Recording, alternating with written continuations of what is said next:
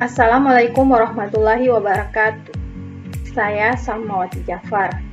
Di sini, saya akan menjelaskan materi mengenai statistik tentang notasi sigma, min, median, modus, serta standar deviasi. Yang pertama yang akan saya jelaskan yaitu tentang notasi sigma. Notasi sigma yang ditulis dengan lambang seperti ini yang kalian lihat adalah tanda yang digunakan untuk menuliskan suatu penjumlahan secara singkat. Nah, untuk lambang notasi sigma sendiri merupakan huruf besar Yunani yang berasal dari kata asing yaitu kata sum, yang artinya jumlah. Tujuan dari penggunaan notasi ini adalah untuk meringkas penjumlahan yang panjang dan rumit yang terdiri dari suku-suku dan deret tertentu. Bentuk umum notasi sigma yaitu U1 tambah U2 tambah U3 sampai dengan tambah UN, menghasilkan jumlah dari UI, di mana I sama dengan 1 sampai dengan N. I adalah indeks penjumlahan, angka 1 adalah batas bawah penjumlahan, dan angka 1, 2, 3 sampai dengan N yaitu wilayah penjumlahan. Sifat-sifat umum notasi sigma kalian bisa lihat di layar, yaitu terdiri atas 8 notasi sigma.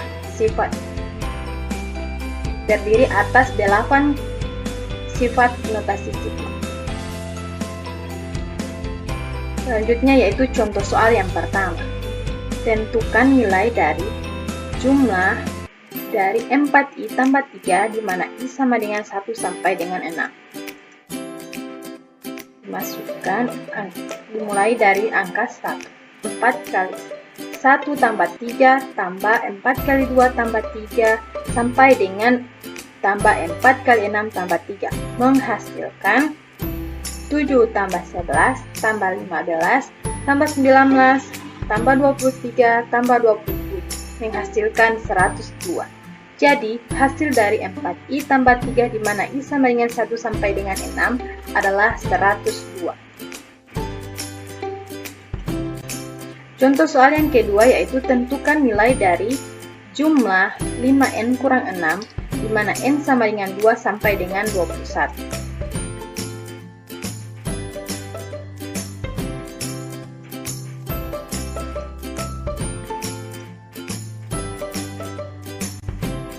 Jadi 5 kali 2 kurang 6, 5 kali 3 kurang 6 sampai dengan 5 kali 1 kurang 6 menghasilkan 4 tambah 9 tambah 14 tambah 19 sampai dengan tambah 99. Nah, yang diperoleh dari sini yaitu A adalah 4, di mana A ini merupakan suku pertama yaitu 4. B adalah 9 kurang 4 sama dengan 5, artinya suku kedua kurang suku yang pertama yaitu menghasilkan 5. N yaitu N akhir kurang N awal kurang 1 menghasilkan 20.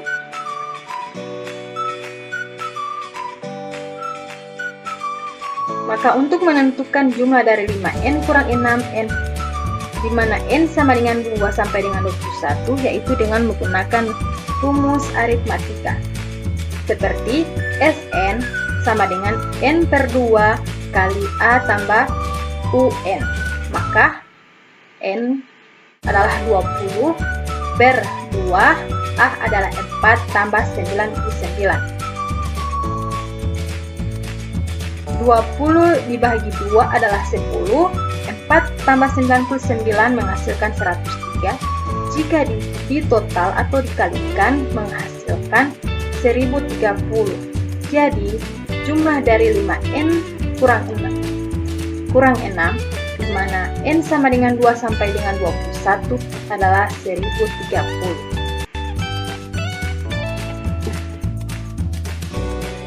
Selanjutnya, materi kedua yang akan saya jelaskan yaitu tentang ukuran pemusatan data. Ukuran pemusatan data adalah nilai tunggal yang mewakili suatu kumpulan data dan menunjukkan karakteristik serta kumpulan data. Ukuran pemusatan data biasanya menunjukkan pusat dari nilai data. Nah, ukuran pemusatan data ini terdiri atas 3. Yang pertama yaitu mean, median, dan modus. Yang akan saya jelaskan yaitu yang pertama mean. Mean adalah nilai yang mewakili himpunan atau data kelompok. Biasanya mean dilambangkan dengan X bar atau mu seperti ini yang kalian lihat. Rumus umum dari mean ini yaitu rata-rata hitung sama dengan jumlah semua nilai data per banyaknya nilai data. Contohnya, berikut ini adalah tabel hasil penjualan suatu perusahaan selama 10 tahun. Nah, jika dihitung banyaknya data ini adalah 10, 1, 2, sampai dengan 10. Terus jumlah nilainya yaitu jika ditambahkan 50 tambah 60 tambah 40 tambah 70 tambah 80 tambah 90 tambah 100 tambah 65 tambah 75 tambah 85 menghasilkan 715. Nah, 715 dibagi 10 yaitu 71,5. Jadi rata-rata hasil penjualan per tahun suatu perusahaan yaitu sebesar 71,5 juta rupiah.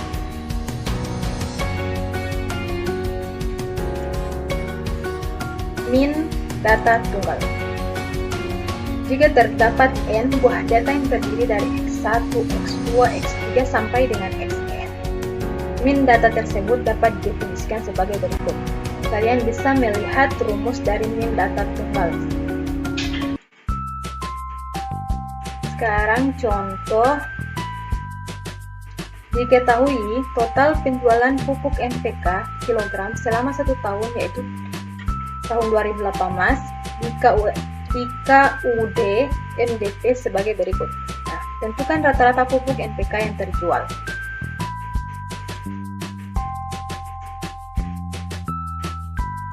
Sini pupuk terjual dari bulan Januari sampai Desember dijumlahkan, kemudian bagi dengan bulan yaitu selama 12. Jadi 500 tambah 520 tambah 8 tambah 480 tambah 450 tambah 463 tambah 430 tambah 435 tambah 475 sampai dengan 512 per 12 yaitu hasilnya yaitu sebesar 5.820 dibagi 12 menghasilkan 485. Jadi rata-rata pupuk NPK yang terjual adalah 485 kg per bulan. Kita masuk ke min data berbobot. Jika nilai n buah data adalah x1, x2, x3 sampai dengan xn dan masing-masing frekuensi adalah f1, f2, f3 sampai dengan fn, maka min data tersebut didefinisikan seperti kalian bisa lihat seperti ini rumusnya ditampilkan. Sekarang kita masuk ke contoh. Berikut ini tabel penjualan 10 buah kios pakaian pada minggu pertama bulan Januari tahun 2018. Tentukan rata-rata penjualan tersebut. Penyelesaiannya yaitu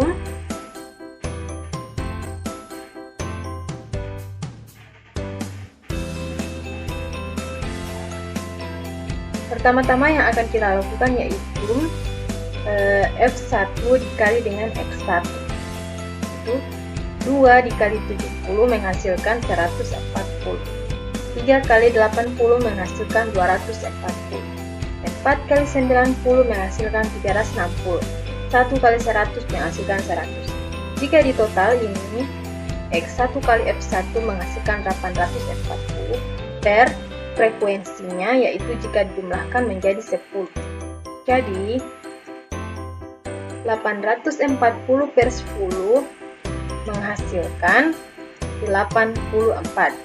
Jadi penjualan 10 buah kios pakaian pada minggu pertama pada bulan Januari 2018 adalah 84 buah. Selanjutnya yaitu min data kelompok. Nah, untuk rumusnya kalian bisa lihat yang saya tampilkan. Rumusnya ada dua, bisa seperti ini, bisa juga seperti ini. Contoh, berikut ini tabel pendapatan 50 pedagang kaki lima pada 1 Januari tahun 2018. Tentukan rata-rata pendapatan harian pedagang kaki lima tersebut.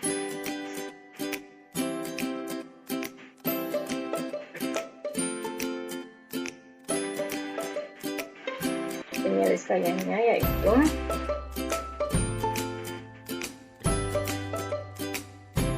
sama dengan pertama yang akan kita lakukan yaitu F1 kali X1. Di sini F1-nya 6 kali 3 sama dengan 18, 20 kali 8 sama dengan 160, 10 kali 13 sama dengan 130, 9 kali 18 sama dengan 162, dan 5 kali 23 yaitu 115. Jika ditotalkan secara keseluruhan, F1 kali X1 yaitu 581, sementara untuk frekuensi jika dijumlahkan menjadi 50. Jadi 585 per 50 adalah 11,7. Jadi penghasilan rata-rata pedagang adalah 11,7 dikali 10.000 yaitu menjadi sebesar Rp117.000. Selanjutnya kita akan masuk ke materi median. Definisi median yaitu nilai pusat yang terletak di tengah-tengah kumpulan data. Jika kelompok data tersebut diurutkan mulai dari yang terkecil X1 sampai dengan yang terbesar yaitu Xn. Notasi penulisan median ditulis dengan kata med. Median data tunggal. Untuk median data tunggal kalian bisa melihat rumus yang saya tampilkan seperti ini. Ada dua yaitu untuk M-nya ganjil dan untuk M-nya genap. Sekarang kita masuk ke contoh median data tunggal. Contohnya yaitu diketahui sekumpulan data sebagai berikut yaitu angka 6, 3, 9, 7, 1, 2, 5, 7, 8, 10. Nah, langkah yang pertama yang perlu kita lakukan yaitu mengurutkan data ini dari angka yang terkecil sampai dengan angka yang terbesar. Maksudnya adalah 1, 2, 3, 5, 6, 7, 7, 8, 9, 10. Nah, jika diperhatikan mediannya terletak di antara 6 dan 7. Jadi, rumusnya X5 tambah dengan X6 yaitu 6 tambah 7 per 2. 6 tambah 7 sama dengan 13, 13 per 2 adalah 6,5. Jadi, median dari data ini yaitu 6,5. Selanjutnya kita masuk ke median data kelompok.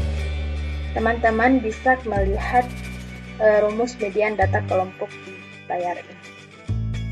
Contohnya yaitu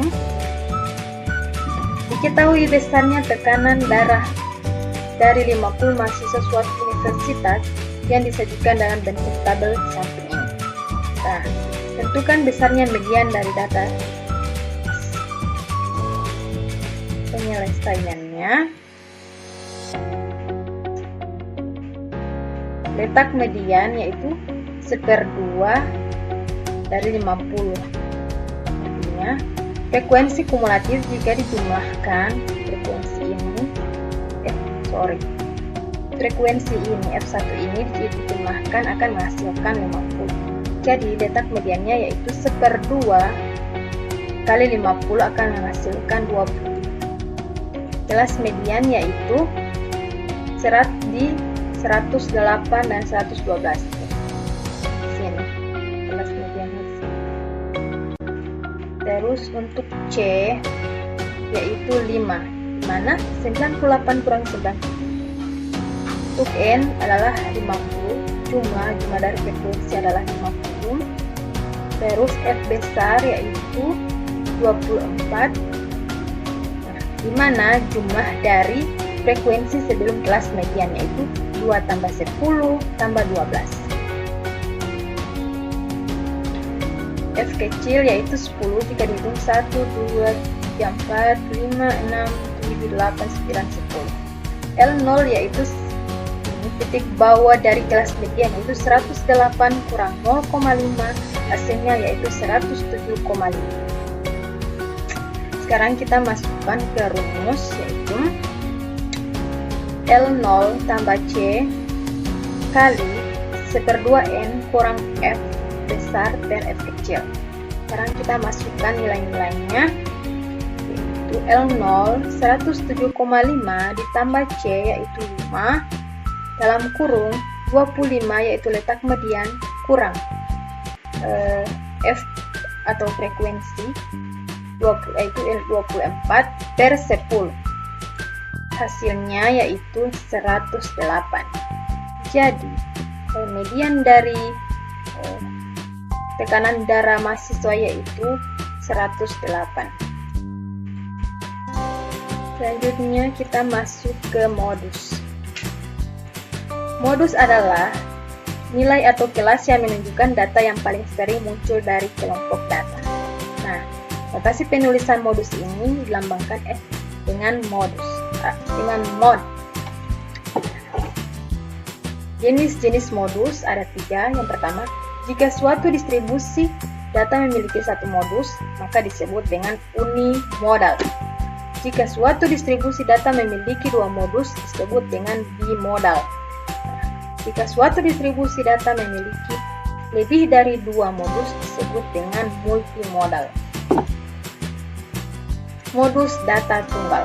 Contohnya, diketahui sekumpulan data sebagai berikut: 5, 4, 7, 9, 2, 1, 5, 3, 5, 7, 10. Nah, kita sudah lihat dari sini modusnya yaitu angka 5. Karena angka 5 yang paling sering muncul daripada angka lain. Kita lihat 1, 2, dan 3. Jadi modusnya yaitu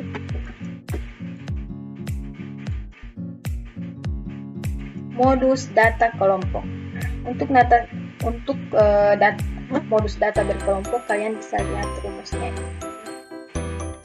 Sekarang kita masuk ke contoh. Diketahui besarnya tekanan darah dari 50 mahasiswa suatu universitas, disajikan dalam bentuk tabel. Tentukan besarnya modus dari data di samping.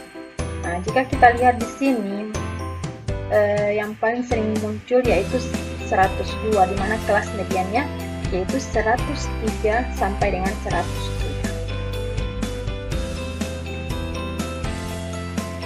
Penyelesaiannya. Letak modus adalah 13. Maksud saya ini adalah 12.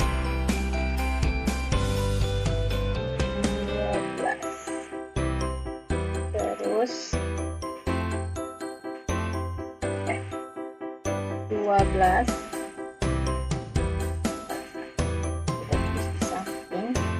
yaitu angka 12.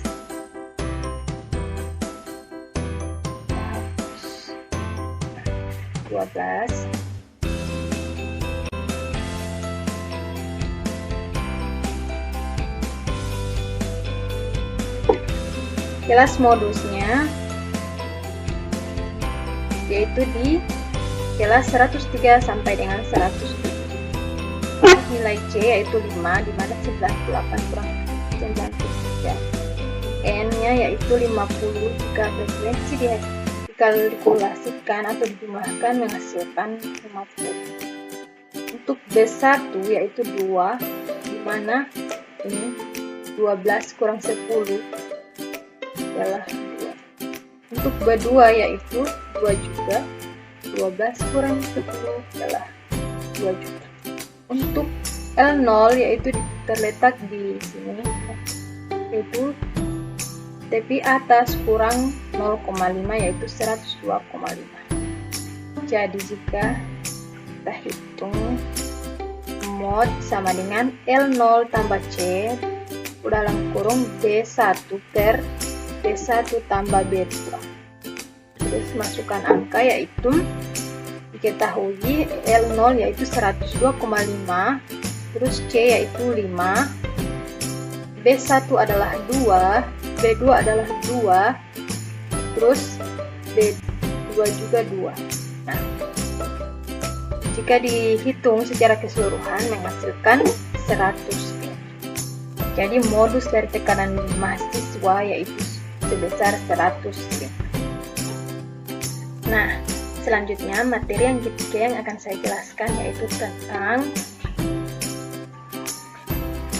standar deviasi dan varians.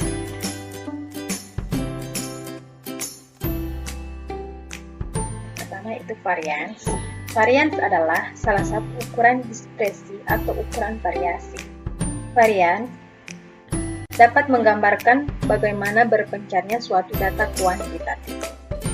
Varian diberi simbol dengan sigma kuadrat untuk populasi dan S⁻² untuk sampel. Untuk rumus varian di atas 2 yaitu untuk rumus sampel dan rumus populasi. Kalian bisa lihat di layarnya.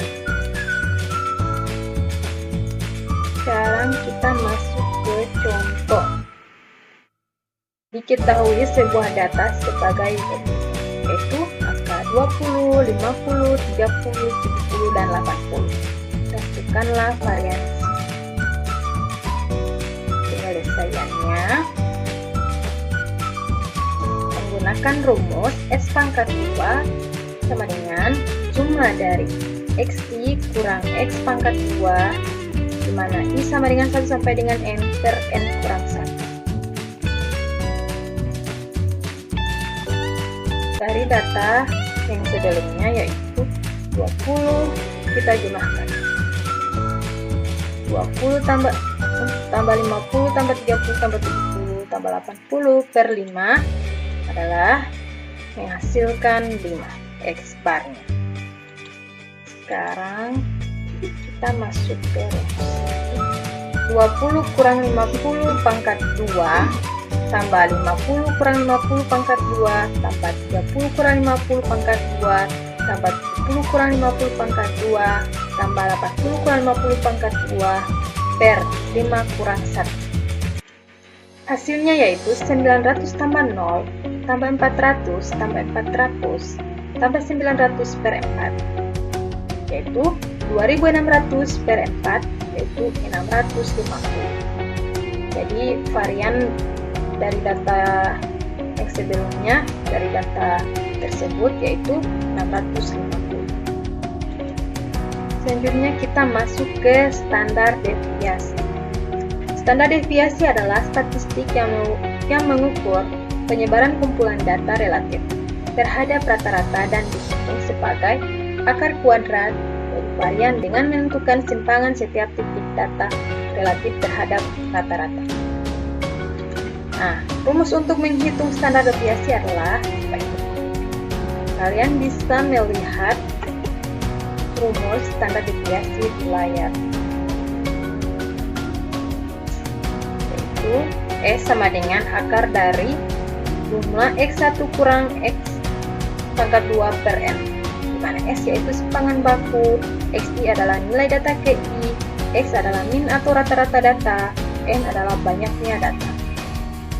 Sekarang contohnya, tentukan simpangan baku data dari 5, 3, 7, 6, 4, 3, 10, 2.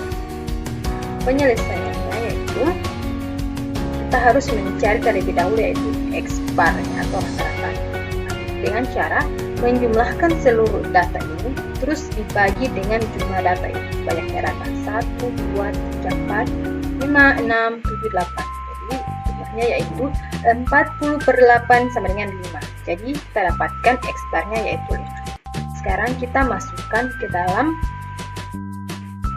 akar. Itu 5 kurang 5, maksud saya akar dari 5 kurang 5 pangkat 2 tambah 3 kurang 5 pangkat 2 tambah 7 kurang 5 pangkat 2 tambah 6 kurang 5 pangkat 2 tambah 4 kurang 5 pangkat 2 tambah 3 kurang 5 pangkat 2 tambah 10 kurang 5 pangkat 2 tambah 2 kurang 5 pangkat 2 per 8. Hasilnya yaitu akar 0 tambah 4 tambah 4 tambah 1 tambah 1 tambah 4 tambah 25 tambah 9 per 8. Nah, jika dijumlahkan ini menghasilkan akar 48 per 8. Hasilnya yaitu 6. Assalamualaikum warahmatullahi wabarakatuh. Pada kesempatan kali ini kita akan membahas materi dengan pokok bahasan distribusi frekuensi. Sebelumnya kita telah mempelajari tentang mean, median, modus, dan standar deviasi. Baiklah, saya berharap teman-teman bisa memahami materi ini dengan seksama. Oke, langsung saja kita masuk ke materi distribusi frekuensi. Apa itu distribusi frekuensi? Distribusi frekuensi adalah pengelompokan data menjadi tabulasi data dengan memakai kelas-kelas data dan dikaitkan dengan masing-masing frekuensinya. Cara membuat tabel distribusi frekuensi. Tentukan range atau jangkauan data atau R. R sama dengan nilai tertinggi dikurangi nilai terendah atau data mentah. Tentukan banyak kelas atau K. Rumus Target yaitu K sama dengan 1 tambah 3,3 log N. Kemudian tentukan lebar kelas atau C. C sama dengan R per K. Kemudian tentukan limit bawah kelas pertama dan kemudian batas bawah kelasnya. Kemudian tambah batas bawah kelas pertama dengan lebar kelas untuk memperoleh batas atas kelas. Kemudian tentukan limit atas kelas. Tentukan nilai tengah kelas. Kemudian tentukan frekuensi.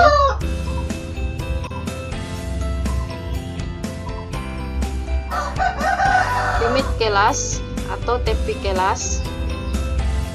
Nilai terkecil atau terbesar pada setiap kelas. Batas kelas. Nilai yang besarnya sama dengan setengah dari nilai limit atas kelas sebelum dan nilai limit bawah kelas atasnya. Nilai ini digunakan untuk membuat histogram.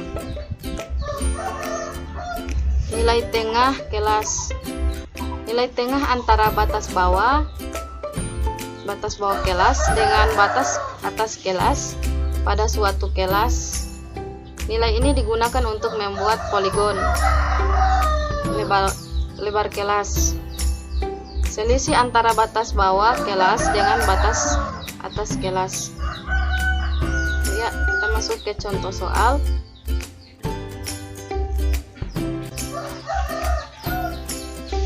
Data hasil ujian akhir mata kuliah statistika dari 60 orang mahasiswa. Teman-teman bisa lihat ini datanya.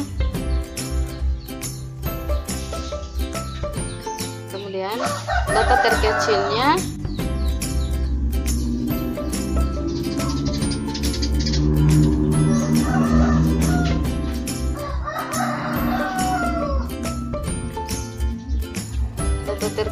adalah 10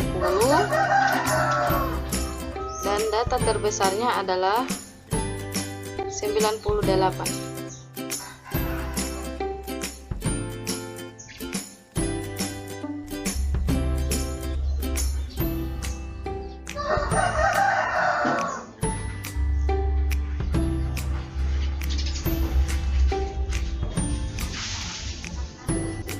Jawabannya,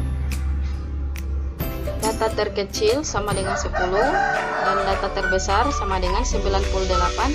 Jadi R sama dengan 98 dikurangi 10 sama dengan 88.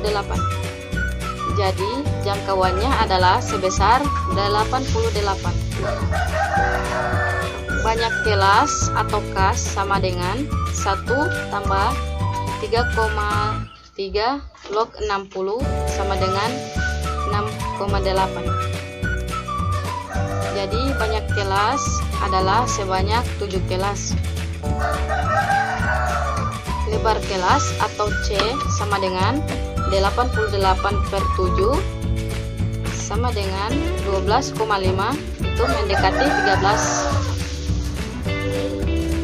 Limit bawah kelas pertama adalah 10. Kita dapat membuat beberapa alternatif limit bawah kelas, yaitu 10, 9, dan 8. Maka nilai TP kelas pertama masing-masing alternatif menjadi sebagai berikut. 10 dikurangi 22 atau 10 sampai dengan 10 tambah lebar kelas dikurang 1. 9 kurang 21 atau 9 sampai dengan 9 tambah lebar kelas kurang 1. 8 dikurang 20 atau 8 sampai dengan 8 tambah lebar kelas kurang 1. Maka batas bawah dan atas kelas pertamanya adalah 9,5 dikurangi 22,5, kemudian 8,5 kurang 21,5, lalu 7,5 kurang 22, lalu 7,5 dikurangi 20,5.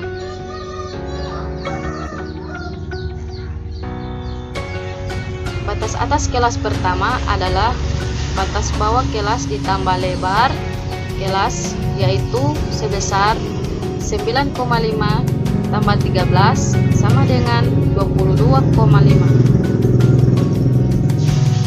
8,5 tambah 13 sama dengan 21,5. 7,5 tambah 13 sama dengan 20,5.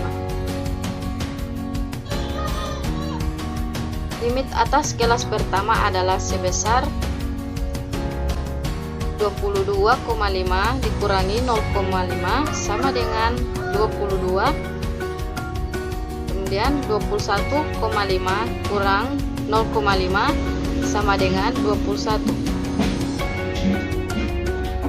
20,5 kurang 0,5 sama dengan 20. Teman-teman bisa lihat tabel. Misalnya dipilih alternatif 2. Jadi ini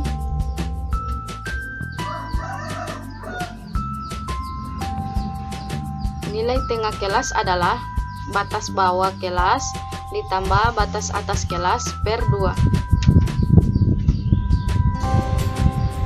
8,5 itu batas bawah kelas ditambah 21,5 per 2 sama dengan 15. Frekuensi kelas pertama adalah 3. Teman-teman bisa lihat di sini tabel distribusi frekuensi nilai ujian akhir mata kuliah statistika. Sini. Dan kemudian ini adalah histogram dan poligon frekuensi. Demikian materi ini. Semoga bermanfaat. Assalamualaikum warahmatullahi wabarakatuh. Selanjutnya saya akan membahas materi tentang ukuran letak data tunggal. Ukuran letak data tunggal merupakan batas nilai yang membagi data menjadi beberapa bagian. Ukuran letak data tunggal terbagi menjadi 3, yaitu kuartil, desil, dan persentil. Nah, yang pertama kita bahas yaitu kuartil. Kuartil adalah kelompok data yang sudah diurutkan, membesar atau mengecil dibagi 4 bagian yang sama besar.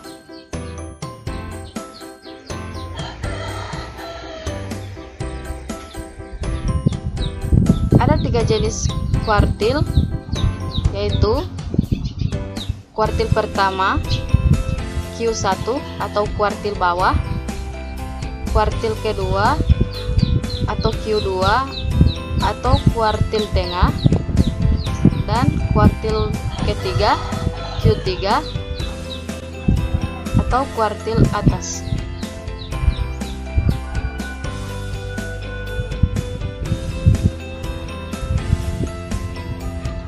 Untuk rumus kuartil ini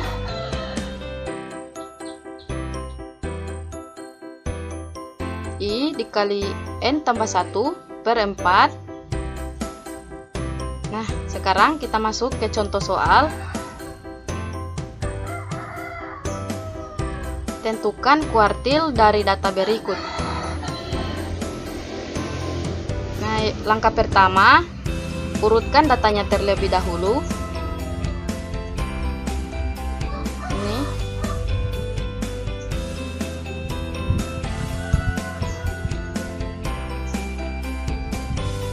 Kemudian kita akan mencari Q2. Kita coret dari sini 1, 2, 3, 4, 5, 6. Kemudian sini 1, 2, 3, 4, 5, 6.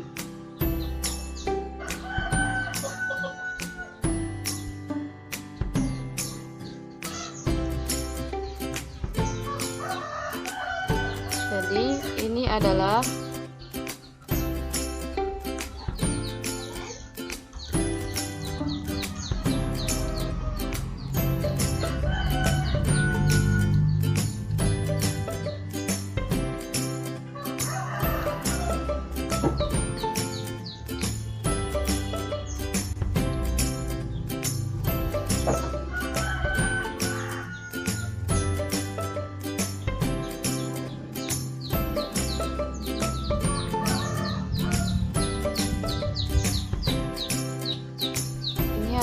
Q2-nya.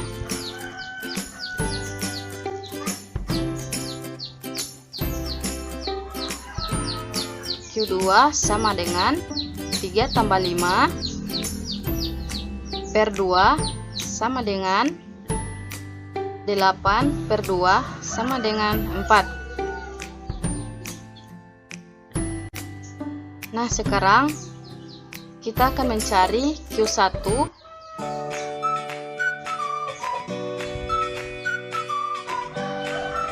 Untuk mencari Q1, kita coret dari sini.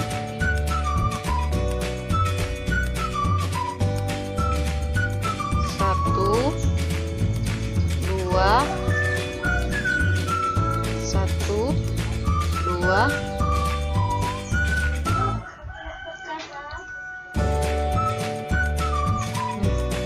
Jadi Q1 ini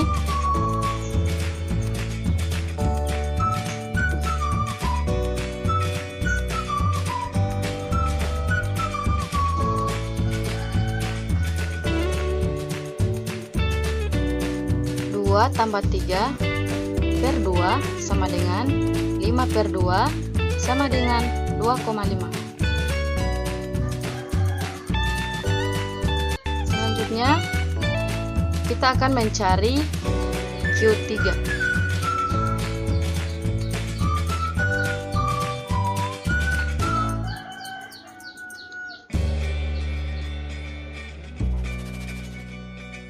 Untuk mencari Q3, kita coret dari sini 1, 2,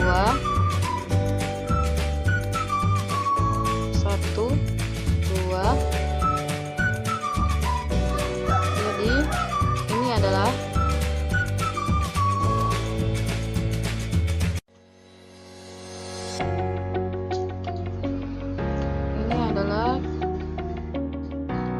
Q3. Q3 sama dengan 6 tambah 6 per 2 sama dengan 12 per 2 sama dengan 6.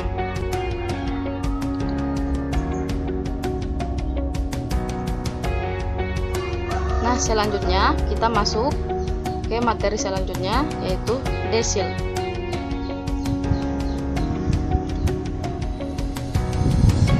Desil adalah kelompok data yang sudah diurutkan membesar atau mengecil dibagi 10 bagian yang sama besar.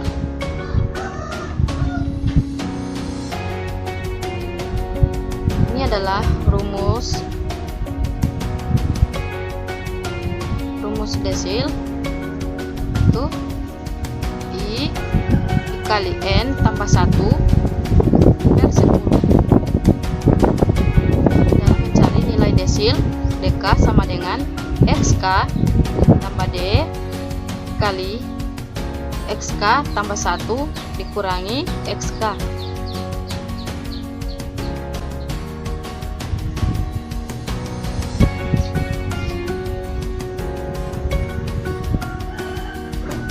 Nah, kita masuk ke contoh soal.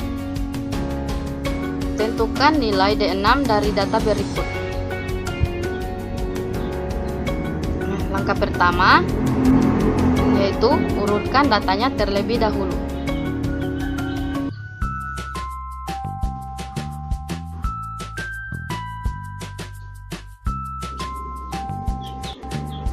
Dari jumlah keseluruhan data yaitu 11.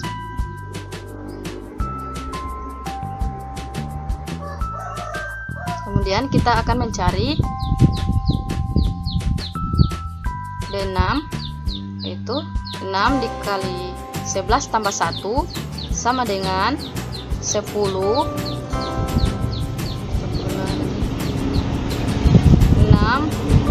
dikali 11 tambah 1 per 10 sama dengan 16 kali 12 per 10 sama dengan 72 per 10 sama dengan 7,2.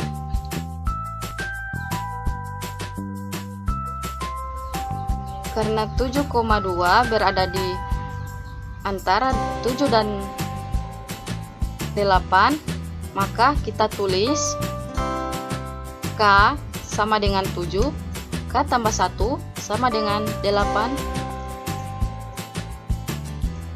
dan D nilai desimalnya sama dengan 0,2. Dari mana 0,2? Itu dari sini.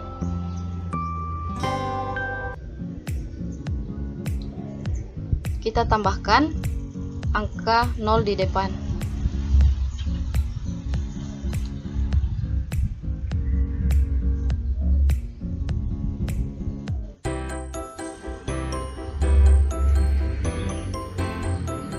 Nah, selanjutnya kita akan mencari nilai desil. D6 sama dengan X7 tambah 0,2 dikali X8 kurang X7. 5 tambah 0,2. Oke, kita masuk ke contoh soal. Tentukan nilai D6 dari data berikut. Yang Yang pertama, urutkan datanya terlebih dahulu.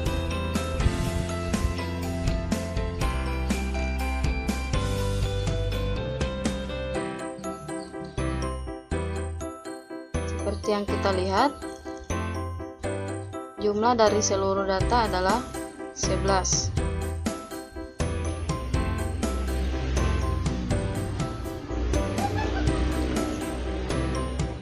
Letak D6 sama dengan 6 dikali 11 tambah 1 per 10 sama dengan 6 kali 12 per 10 sama dengan 72 per 10 sama dengan 7,2.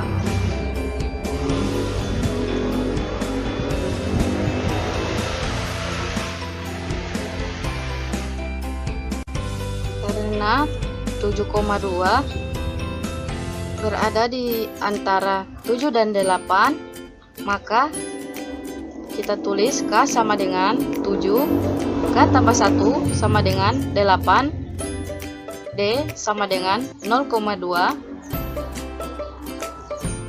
Dari mana 0,2? Dari sini tinggal kita tambahkan angka 0 di depan.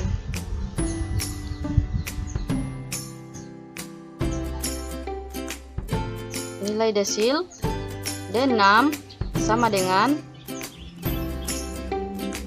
X7 tambah 0,2 dikali X8 kurang X7 sama dengan 5 tambah 0,2 kali 6 kurang 5.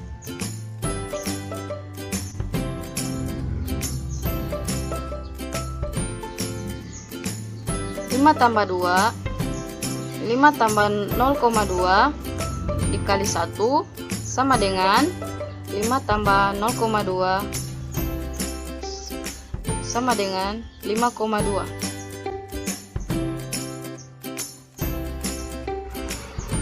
Jadi, nilai desil dari data adalah 5,2.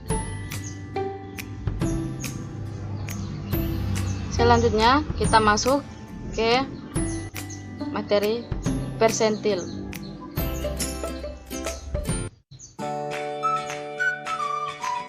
Persentil dilambangkan dengan PI, yaitu nilai yang membagi keseluruhan data terurut menjadi 100 bagian yang sama banyak.